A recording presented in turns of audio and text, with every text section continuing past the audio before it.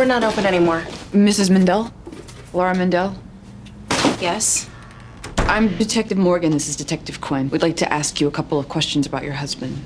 Please. Okay, just no more questions. We've been through this. Okay, I don't know anything. Of course, I should have. Why is that? I mean, I was very naive, but now it all makes sense. Those week-long fishing trips he used to take. He'd go without you? Of course, without me. It's just him and his buddies. He called it his man time, but of course, that has a whole other meaning now. Did he ever give you names of the men on those trips? Nope. I never met any of them. He kept me completely in the dark about his whole closeted gay life. I mean, why didn't he just tell me?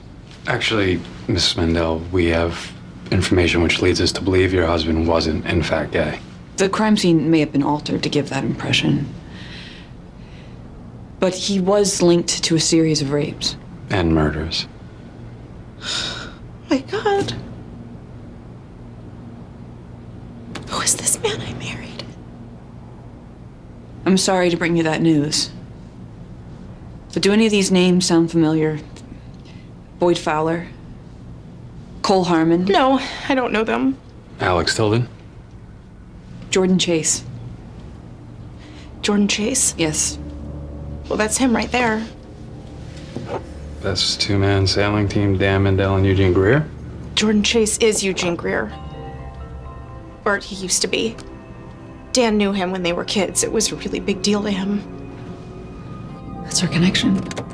Why do you think the wife never had a clue about what was up with her husband? I mean, this barrel girl stuff was going on the entire time they were married.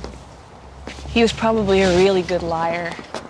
Men sometimes have that ability, you know? It was his fault, not hers. How do you want to go with this Eugene Greer thing? Just pull up everything we can. School records, juvie records. Like a nude Chase was full of shit. Who creates a new identity for themselves? A dirtbag who has something to hide.